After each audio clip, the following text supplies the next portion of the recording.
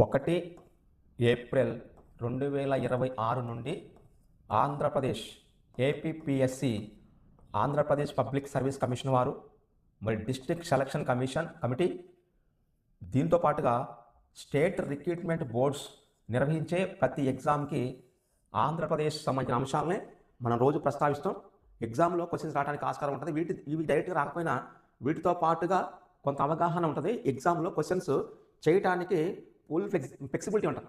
నేటి నుంచి చేనేతలకు ఉచిత విద్యుత్ అనే పథకం నెలకు నేత అంటే నేత మగ్గాలు 200 యూనిట్లని ప్రజెంట్ ఇప్పుడు కొన్ని రాష్ట్రాల్లో ఎస్సీ ఎస్టీలకి దీన్ని ఉచితంగా ఇస్తున్నారు. అంతకుముందు 100 యూనిట్లు ఇచ్చేవాళ్ళు 150 యూనిట్లు అట్లా ఉండేది. ఇప్పుడు నెలకు నేత మగ్గాలకైతే 200 యూనిట్లు, అదే మర్ర మగ్గాలు 500 యూనిట్ల వరకు ఉచితం. అది 2 రకాలు ఉన్నాయి. దీంట్లో 200 యూనిట్లు ఒక సిస్టమ్ ఉంది, 500 యూనిట్లు ఒక సిస్టమ్ ఉంది. నేత అయితే 2, మర అయితే 500. అది క్లారిటీ గుర్తుంచుకోవాలి. 1.04 లక్షల కుటుంబాలకి లబ్ధి చేకూరింది. ఆంధ్రప్రదేశ్ రాష్ట్రంలో 1.04 లక్షల కుటుంబాలకి లబ్ధి చేకూరే పథకం. అంటే 1,04,000 మంది. ఎన్నికల ముందు ఇచ్చిన హామీ నెరవేర్చిన ప్రభుత్వం. అయితే రాష్ట్రంలోని చేనేతలకు ఉచిత విద్యుత్తు పథకం బుధవారం నుంచి అంటే ఏప్రిల్ 1 ఏప్రిల్ 2026 నుంచి ఆంధ్రప్రదేశ్లోని ఒక కొత్త పథకాన్ని తీసుకొచ్చారు. దాన్నే ఆ నెలకు చేనేత మగ్గాలకి 200 యూనిట్లు, అదే పవర్ లూమ్ లేదా మర్ర మగ్గాలకి 500 యూనిట్ల వరకు ఉచిత విద్యుత్తును అందిస్తామని ఆ కూటమి పార్టీలు ఎన్నికల మేనిఫెస్టోలో ఇచ్చిన ప్రకారము దాన్ని ఫాలో చేస్తున్నారు. దాంతోపాటుగా ఈ పథకం అమలుతో రాష్ట్రంలో 1,00,000 కుటుంబాలకు లబ్ధి చేకూరుతుంది. ఇందులోని 93,000 ఏమో చేనేత కుటుంబాలు కాక 11,488 కుటుంబాలు పవర్లు మరమగ్గాలు. ఉచిత విద్యుత్ పథకం అమలుకు గాను ప్రభుత్వము ఏడాదికి 150 కోట్ల రూపాయలని వెచ్చిస్తుంది. ఈ పథకం ద్వారా ఒక్కొక్క చేనేత కుటుంబానికి ఏడాదికి 8,640 రూపాయల వాళ్ళకి సేవ్ అయితే, పవర్లూంపై నేసే కుటుంబానికి 21,600 రూపాయలు వాళ్ళకి సేవ్ అంటే వాళ్ళకి ఉచితంగా అందుబాటులోకి వస్తాయి. సంక్షోభం నుంచి గట్టెక్కేందుకు గతంలో ఉన్నటువంటి విధానం ప్రకారం పింఛన్ని 4,000 ఉంటే మేము అంటే గతంలో తక్కువ ఉంటే 4,000 పెంచాం. థ్రిఫ్ట్ ఫండ్ పథకం కింద 5 కోట్ల చేనేత సహకార సంఘాలకు కేటాయించాం. ఆధునిక యంత్రాల కొనుగోలుపై 90% రాయితీని ఒత్తిడి అంటే 10% మాత్రమే ఆ యంత్రాల కొనుగోలుకి ఇవ్వాలి. ముడి సరుకుపై 15% రాయితీ ఇవ్వడంతో పాటు నాణ్యమైన నూలు సరఫరా అయ్యేటట్టు చర్యలు తీసుకుందంట. ఇలా సంస్థల ద్వారాగా అంటే అమెజాన్, ఫ్లిప్కార్ట్ వంటి సంస్థల ద్వారాగా వినియోగదారులు డైరెక్ట్గా కొనే అవకాశాన్ని కల్పించారు. ఇలా 200 యూనిట్లు నేత మగ్గాలకి, మర మగ్గాలకి, పవర్ లూమ్కి అంటే కరెంటు నడిచే వాటికి, చేత్తో నడిచేది ఆ నేత మరియు మరమగ్గాలు రెండు విషయాలకి ఇచ్చారు. అలా 200 యూనిట్లు మరియు 500 యూనిట్ల పథకం ఇది ఆంధ్రప్రదేశ్లోని ఏప్రిల్ నుంచి అమల్లోకి వస్తూ ఉంది. తర్వాత ఒంటిమిట్టలో సీతారాముల కళ్యాణం. నేడు సీతారాముల కళ్యాణానికి ముస్తాబైన వేదిక. ఆ పట్టు వస్త్రాలు సమర్పించనున్న ముఖ్యమంత్రి చంద్రబాబు దంపతులు ఆ ఒంటిమిట్ట వైఎస్ఆర్ కడప జిల్లా ఒంటిమిట్టలోని సీతారాముల కళ్యాణం మహోత్సవం జరగనుంది. అంటే 1వ తారీఖు అక్కడ వెళ్తున్నారు. ఆల్రెడీ ఈ మిగతా ప్రాంతాల్లో ఇది దేవుడి ఉత్సవం అయిపోయింది. ఇది తిరుమల తిరుపతి దేవస్థానం వాళ్ళు నిర్వహించేటువంటి అధికారిక కార్యక్రమం. ఇది సాయంత్రం 6:30 నుంచి 8:30 వరకు జరిగే కళ్యాణోత్సవానికి ముఖ్యమంత్రి గారు ముఖ్యంగా హాజరవుతారంట. దీనికి సంబంధించి ఒంటిమిట్ట అనేది గతంలో వచ్చింది ఎగ్జామ్ల క్వశ్చన్. ఒంటిమిట్ట సీతారాముల కళ్యాణం ఏ జిల్లాలో ఉంది? అది ఏకశిల మన గుట్టపైన ఉంటుంది. అది వైఎస్ఆర్ జిల్లాలోని దీన్ని ఏర్పాటు చేశారు. వైఎస్ఆర్ జిల్లాలో ఒంటిమిట్టలోని సీతారాముల కళ్యాణానికి సంబంధించిన అంశాలు ఉన్నాయి. దాంతోపాటుగా అది సేమ్ ఒంటిమిట్ట ఇది కూడా. నెక్స్ట్ ప్రతి నెల 4వ శనివారం స్వర్ణాంధ్ర పాపులేషన్ మేనేజ్మెంట్, ఇది మెరుగైన ప్రజారోగ్యం కోసం ఏప్రిల్ నుంచి గ్రామ సభలు, వైద్య శిబిరాలు నిర్వహించాలని రాష్ట్ర ప్రభుత్వం నిర్ణయించింది. దీనిలోని అధికారులు, ప్రజాప్రతినిధులు పాల్గొని ప్రజల్లోకి వెళ్తారు. ప్రతి నెల 4వ శనివారం రోజున స్వర్ణాంధ్ర పాపులేషన్ మేనేజ్మెంట్ అనే ప్రోగ్రామ్ని గ్రామ సభలు, ఆరోగ్య మరియు అవగాహన కార్యక్రమాలు నిర్వహించి ముఖ్యమంత్రి గారి యొక్క ఆదేశాల ప్రకారం ఎమ్మెల్యేలు, ఎంపీలు, కలెక్టర్లు, వైద్యాధికారులు మొత్తం అక్కడ ఫాలో అవుతుంటారు.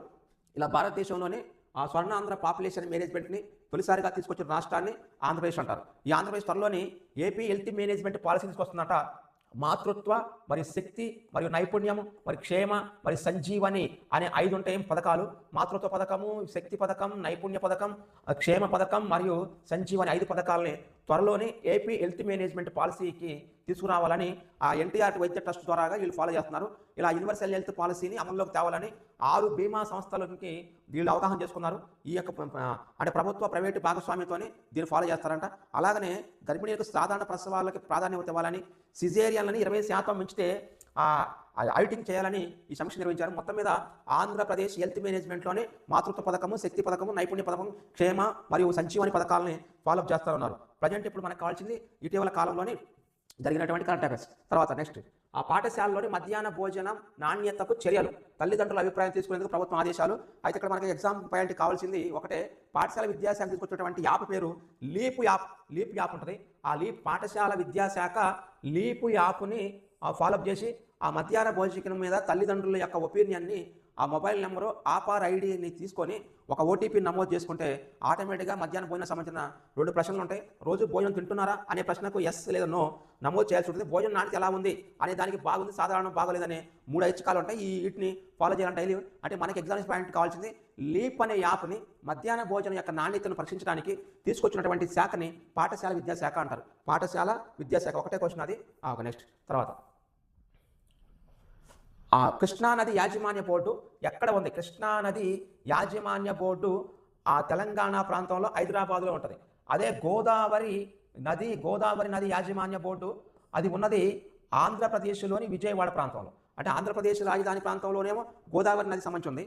అది కృష్ణానది జలాల విషయంలో యాజమాన్య బోర్డుని ఏర్పాటు చేసింది హైదరాబాద్లో. కృష్ణాకైతేనే అక్కడ, ఇక్కడ గోదావరికి ఇక్కడ. ఇది గతంలో ప్రీవియస్ అంటే మన రాష్ట్ర విభజన చట్టంలో ఉంటుంది. ఇది ఆ రాష్ట్ర విభజన చట్టంలో ఉన్న ఈ సమాచారం మేరకు ఇది ఫాలోఅప్ చేస్తూ ఉండాలి. ఆ తర్వాత నెక్స్ట్ తర్వాత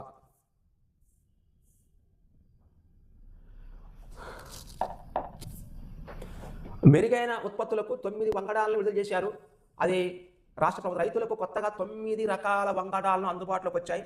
ప్రకృతి వైపరీత్యాలను తట్టుకొని మరింత మెరుగైన దిగుబడి ఇచ్చేట్లాగా ఎన్జీ రంగా విశ్వవిద్యాలయం వారు వాళ్ళ యొక్క అనుబంధ సంస్థలు ఉన్నాయి. అది గుంటూరు, మార్చేరు, మచిలీపట్నం, రాగోలు, ఊటుకూరు, జంగమహేశ్వరం వ్యవసాయ క్షేత్రాల్లో పరిశోధకులు పరిశోధన చేసి కొత్త వంగడాలను అభివృద్ధి చేశారు. వరిలోని 6 వంగడాలను తీసుకొచ్చారు కొత్తవి. మినుము మరియు చెరకు, పొగాకుల్లో ఒక్కొక్కటి. ఈ 6 మినుము ఒకటి, చెరకు ఒకటి, పొగాకు ఒకటి, మొత్తము 9 కొత్త వంగడాలని తీసుకొచ్చారు. వాటిని మంగళగిరిలోని వ్యవసాయ శాఖ కార్యాలయంలో దీన్ని విడుదల చేశారు. 42వ సమావేశంలోని ఈ కమిటీ యొక్క విధానం ప్రకారం అంటే మనకి కావాల్సింది వరిలోని కొత్తగా ఎన్ని వంగడాలు వచ్చినాయి? 6. మినుములో ఎన్ని వంగడాలు వచ్చినాయి? 1. చెరుకులో ఎన్ని వచ్చినాయి? 1. పొగాకులు ఎన్ని వచ్చినాయి? 1. ఇటీవల రాష్ట్ర ప్రభుత్వము తీసుకొచ్చినటువంటి పరిశోధన విభాగంలోని ఆచార్య ఎన్జీ రంగా వారు ఆ పరిశోధన వరి నుంచి 6 వంగడాలని ఉత్పత్తి చేశారు. మరియు మినుము నుంచి 1 వంగడాన్ని, మరియు పొగాకు నుంచి 1 వంగడాన్ని, చెరకు నుంచి 1 వంగడాన్ని, ఇక్కడ 4 ఇచ్చింది. ఈ 4 వంగడాల్లోనే నూతనంగా తీసుకొచ్చారు. ఇక మిగతా ఏ పంట అయినా ఈ సంవత్సరం లేనట్టు కరెంట్ అఫైర్స్ పరంగా తీసుకుంటే ఎన్ని వంగడాలని కొత్తగా ఉత్పత్తి చేశారు? మొత్తం 9 వంగడాలను. వరిలో 6, మినుములో 1, పొగాకులో అది, చెరుకులో 1. పంటల వైజ్గా అయితే అలా చూసుకోవాలి. ఎగ్జామినేషన్ పాయింట్గా అలా ఫాలోఅప్ చేసుకోవాలి. ఇది పేపర్ కటింగ్లు అయ్యి. ఇక నెక్స్ట్ చర్లపల్లి ఠాణాలో పేలిన బాణాచంచ, 3 పోలీసులకు తీవ్ర గాయాలు. అది యాక్చువల్గా ఇది చర్లపల్లి మనకి ఎగ్జామ్ పాయింట్ కావాల్సింది. ఇటీవల కాలంలో ఏ పోలీస్ స్టేషన్ పరిధిలోని ఆ బాణాచంచ పేలి ఆ పోలీస్ స్టేషన్ మొత్తం మన ధ్వంసమైంది అనేది అడుగుతున్నాయి. ఆ ప్రీవియస్లోనే ఒక వైజాగ్ ప్రాంతంలో జరిగిన పాలిస్టిక్ కర్మాగారంలో జరిగిన పేలుల్ని ఏ జిల్లాలో సంభవించిన చిన్న ఎగ్జామ్లోని అలా ఇది కూడా ఇది ఒక చాలా న్యూస్ కాబట్టి ఆ దుర్గాంజనేయులు మరి డ్రైవరు మరి కానిస్టేబుల్ మొత్తం కోటికారు మొత్తం 3 ఉన్నారంట. దాంట్లోనే ఆ కృష్ణా జిల్లా చర్లపల్లి పోలీస్ స్టేషన్ పరిధిలోని 3 పోలీస్ సిబ్బంది ఈ బాణాసంచా పేలి కోర్టుకు తరలించి బాణాసంచా పేలి మరణించారు. మనకు జస్ట్ కావాల్సింది ఏ జిల్లాలో? కృష్ణా జిల్లాలో. ఏ police station? Charlapalli police station. అంతే, బాణాసంచా పేలింది కోర్టు తరలించే క్రమంలోనే. ఇక మిగతా మొత్తం మ్యాటర్ మనకు అవసరం లేదు, ఎగ్జామినేషన్ పాయింట్గా మనం తీసుకోవాల్సింది అదనమాట. ఇక నెక్స్ట్ తర్వాత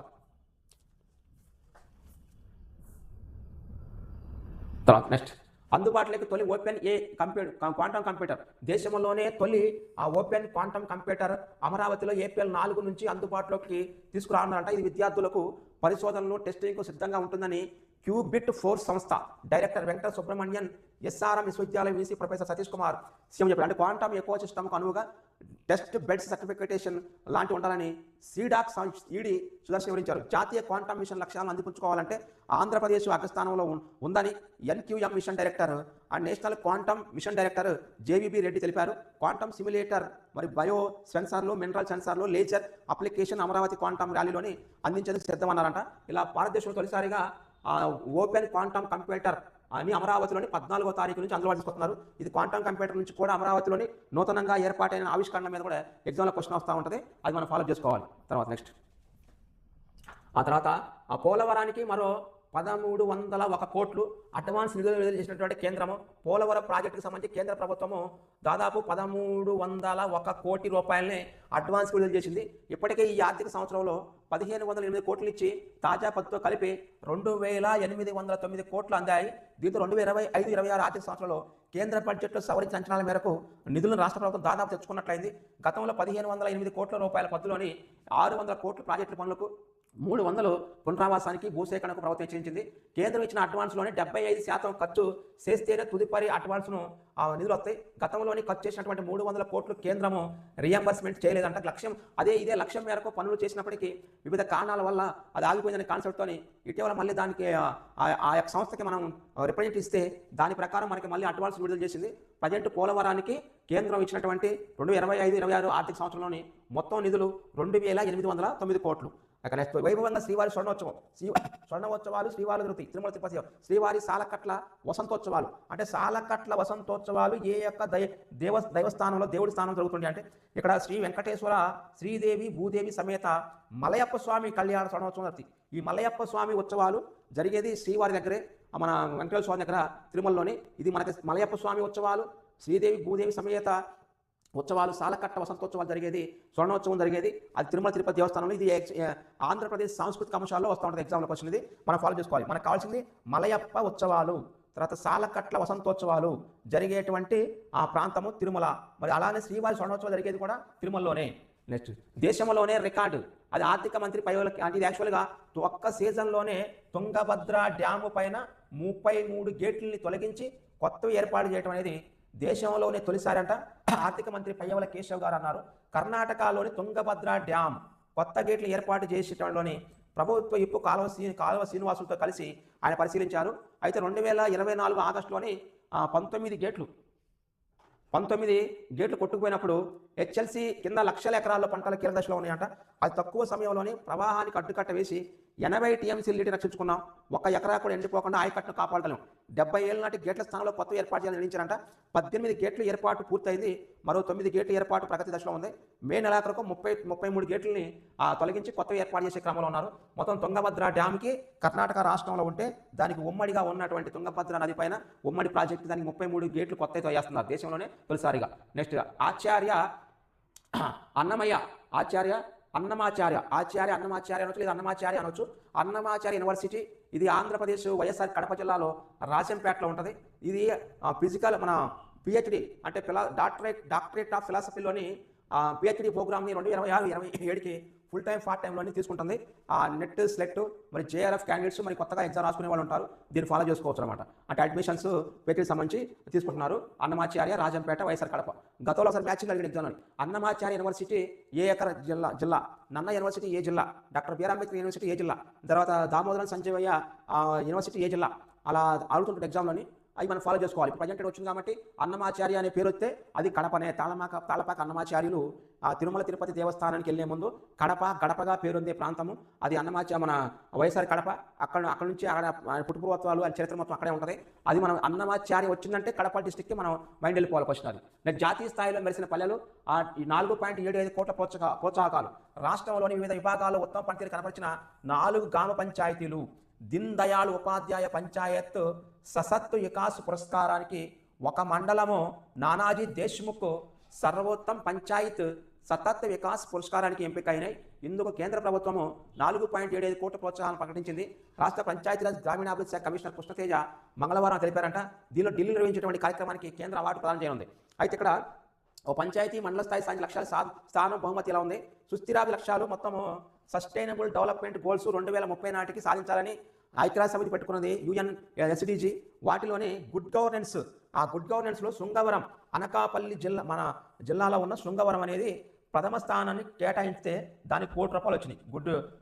గుడ్ గవర్నెన్స్లో అంటే ఆ మొత్తం డిజిటలైజేషన్ అనమాట. 10 డిజిటలైజేషన్లోనే ప్రజలకు అందుబాటులో తీసుకొచ్చినటువంటి జిల్లా అనకాపల్లిలోని చిన్న గ్రామ పంచాయతీ అది శృంగవరం ప్రథమ స్థానం వచ్చింది మన దేశ స్థాయిలోని. దానికి ఇచ్చిన గ్రామ పంచాయతీకి ఇచ్చే దీన్ దయాళ్ ఉపాధ్యాయ పంచాయత్ పురస్కారము, అదే నానాజీ దేశ్ముఖ్ పురస్కారము అది మండలానికి ఇస్తూ ఉంటారు. నెక్స్ట్ మహిళల స్నేహపూర్వక పంచాయతీ బొక్కసం బొక్కసంపాలెం అది తిరుపతి జిల్లా, అది ప్రథమ స్థానంలో వచ్చింది. అది కూడా దానికి కూడా ₹1 కోటి వచ్చినాయన్నమాట. అంటే యాక్చువల్గా ఇక్కడ తిరుపతిలోని బొక్కసంపాలెము, అనకాపల్లిలోని శృంగవరం, నెక్స్ట్ పేదరిక నిర్మూలన జీవనోపాధుల విభాగంలోని చేముళ్లపల్లె కడప జిల్లా చేముళ్లపల్లిలోని అది ద్వితీయ స్థానం వస్తే దానికి 75 లక్షలు వచ్చినాయి గ్రామ పంచాయతీ. నెక్స్ట్ స్వయం స్థిర మౌలిక సదుపాయాలు గుండుమాల ప్రకాశం జిల్లా తృతీయ స్థానం వచ్చింది, దానికి 50 లక్షలు వచ్చినాయి గుండుమాలకి. సుస్థిరాది లక్ష్యాల సాధన కుప్పం మండలం చిత్తూరు తృతీయ స్థానం వచ్చింది. దేశవ్యాప్తంగా 1.5 కోట్లు వచ్చింది. దాదాపు 1.50 కోట్లని సేకరించింది. మండలాల వైజ్కి ఏమో కుప్పము, గ్రామాల వైజ్ గుండుమాల ప్రకాశం, కడప, చిత్తూరు, మన తిరుపతి, అనకాపల్లిలోని 4 గ్రామ పంచాయతీ శృంగవరం, బొక్కపాలెం, చేముళ్లపల్లె, గుండుమాల అది ప్రథమ ద్వితీయ తృతీయ స్థానాలు గెలుపొందిని. ఇప్పుడు 4 గ్రామ పంచాయతీలు ఉన్నాయి. ఇలా పంచాయతీరాజ్ దినోత్సవం సందర్భంగా వీటిని యాక్చువల్గా మన ప్రతి సంవత్సరం భారతదేశంలోనే ఇలా ఫాలో చేస్తూ ఉంటారు. నెక్స్ట్ ఎన్టీఆర్ ట్రస్ట్ ఆధ్వర్యంలోనే సివిల్ శిక్షణ 26న మెరిట్ స్కాలర్షిప్ పరీక్ష ఉంటుందంట. మెమోరియల్ ట్రస్ట్ ఎన్టీఆర్ గారిది ఆధ్వర్యంలోని excel civils academy UPSC merit scholarship టెస్ట్ను ఈ నెల 26న ఉదయం 10 గంటల నుంచి 12 గంటల వరకు నిర్వహించినట్లు సంస్థ డైరెక్టర్ రాజేంద్ర కుమార్ తెలిపారు.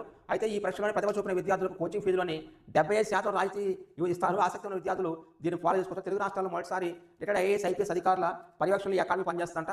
దీనికి సంబంధించి 9100433442 మరి 9100433445 లేదా ఎక్సెల్ అకాడమీ కమ్ అనే వెబ్సైట్ నుంచి మీరు సందర్శించి అక్కడ వివరాలను తెలుసుకోవచ్చు. స్కాలర్షిప్ దాదాపు ₹1,00,000 అనుకోండి, దానిలో ₹75 రాయితీ ఇస్తారు. 25,000 కట్టాలి.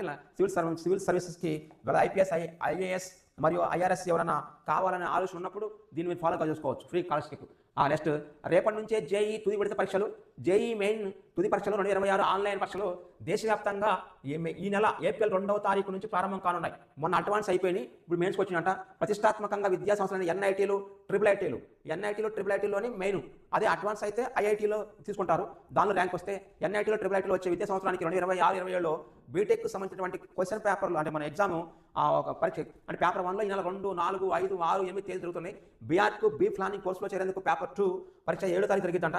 ఆయా రోజుల్లోనే ఉదయం మధ్యాహ్న పరీక్షలు జరుగుతారు. తొలి విడత పరీక్షలు జనవరిలో జరిగాయి. కొందరు విద్యార్థులు 2 విడతలకు హాజరవుతారంట. రెండింటిలో ఉత్తమ స్కోర్ పరిగణలో తీసుకొని ఎన్ఐటీలో అఖిల భారత ర్యాంకులు కేటాయిస్తుంది.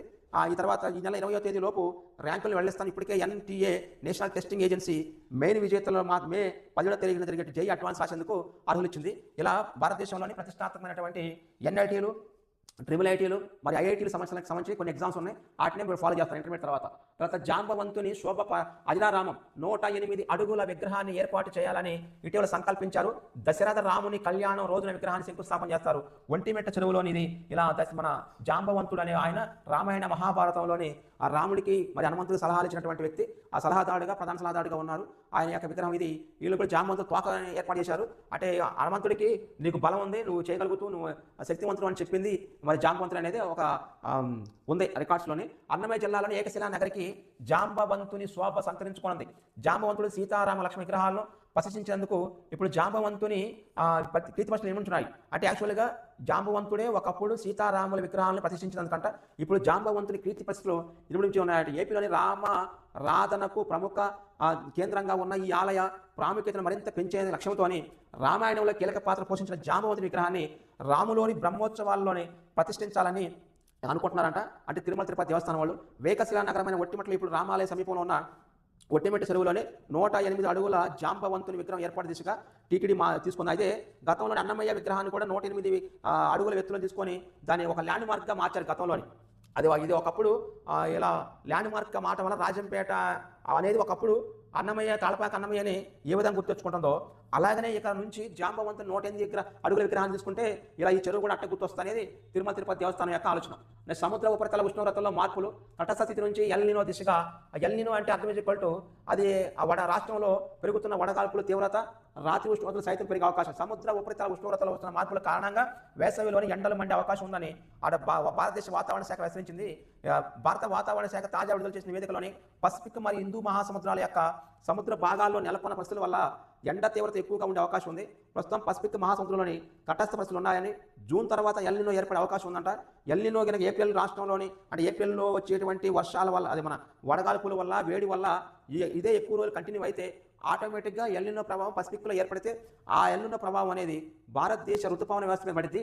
ఎల్నినో అంటే వర్షం రాకుండా కరువు ఏర్పడటం. అంటే పసిఫిక్ మహాసముద్రం యొక్క సముద్ర ఉపరితలం పైన నీరు వేడెక్కి ఋతుపవనాలను ఆపగలిగే శక్తి వాటికి ఉంది.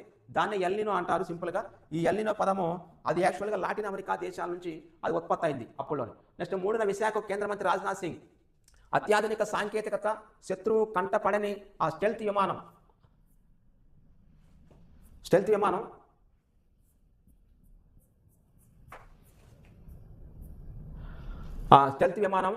ఇది యుద్ధ నౌక మరి తారాగిరి ఐఎన్ఎస్ తారాగిరి ఈ నెల 3వ తారీఖున నౌకాదళంలో చేరి జాతికి అంకితం చేస్తున్నట.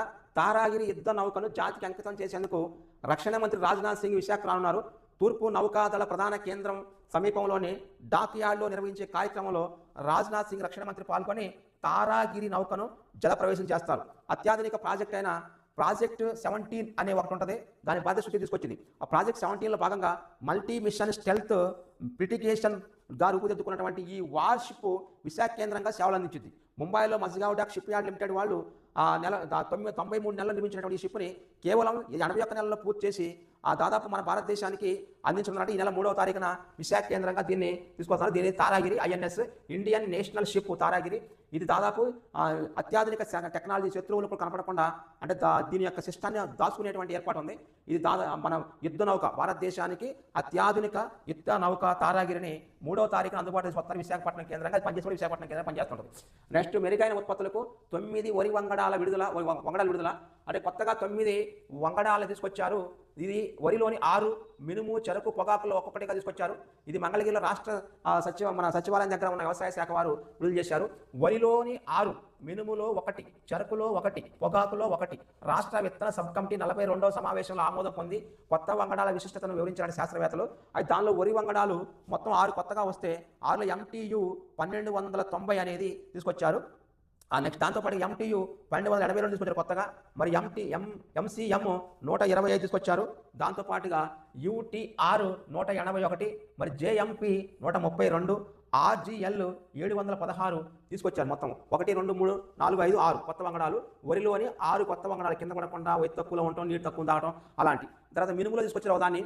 మినుములోని తీసుకొచ్చినటువంటి దాన్ని LBG 932. చెరుకులోని తీసుకొచ్చినటువంటి దాన్ని యాక్చువల్గా ఇలా 2006 A223.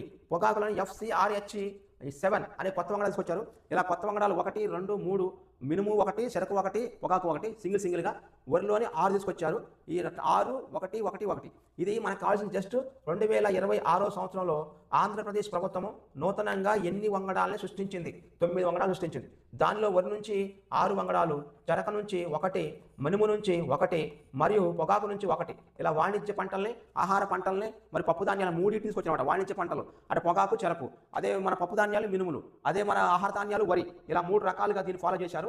ఓకే, నెక్స్ట్ దీని తర్వాత ప్రగతి పేరికంగా క్వాంటమ్ వ్యాలీ అమరావతిలో హార్డ్వేర్ తయారీ మన లక్ష్యము. క్వాంటమ్ అప్లికేషన్తో రాష్ట్రానికి తొలి ప్రయోగం. రౌండ్ టేబుల్ సదస్సులో ముఖ్యమంత్రి గారు మాట్లాడారట. ఈ క్వాంటమ్ కంప్యూటర్ గురించి వివరాలు తెలుసుకుంటున్నటువంటి చంద్రబాబు గారు ఇట మన భారతదేశంలోని జాతీయ క్వాంటమ్ మిషన్ లక్ష్యాలను అందిపుచ్చుకోవాలంటే మనం క్వాంటమ్ కంప్యూటర్లో ముందుగా ఉండాలని వాళ్ళు ఫాలో చేస్తున్నారు. ఇలా క్వాంటమ్ మిషన్ ఇదన్నీ ముందేసుకోవచ్చు. ఇది గ్రూప్ 2లో ఒక లెసన్గా ఉంటుంది. నెక్స్ట్ అమరావతికి అందులో నేడు పార్లమెంటు ముందుకు బిల్లు రాజధానిగా చట్టబద్ధ కల్పించే లక్ష్యం చర్చించి ఆమోదించిన లోక్సభ గురువారం రాజ్యసభకు. ఆంధ్రప్రదేశ్ శాశ్వత రాజధానిగా అమరావతికి చట్టబద్ధ కల్పించే బిల్లు బుధవారం మధ్యాహ్నం 12 గంటలకు పార్లమెంట్ ముందుకు వస్తుందంట. 2024 జూన్ 2వ తారీఖు నుంచి ఆంధ్రప్రదేశ్ రాజధానికి అమరావతిని ప్రకటిస్తూ విభజన చట్టము 2014లో సెక్షన్ 5(2) కింద సవరణ చేస్తూ కేంద్ర హోంశాఖ రూపొందించినటువంటి ఆ బిల్లును ఆ శాఖ సహాయ మంత్రి నిత్యానంద రాయ్ లోక్సభలో పెట్టనున్నారు. దీనిపై సుమారు 2 గంటల పాటు చర్చించిన తర్వాత ముజువాణి ఓటుతోనే ఆమోదించున్నారు. అనంతరం గురువారం ఈ బిల్లు రాజ్యసభ ముందుకు రానుంది. అయితే ఒక రాష్ట్ర రాజధానిని ప్రత్యేకంగా పార్లమెంట్ చట్టబద్ధ కల్పించే ఈ బిల్లు ఆంధ్రప్రదేశ్తో పాటు స్వతంత్ర భారత సమైక్య చరిత్రలోనే ఒక మైలురాయిగా నిలిచింది.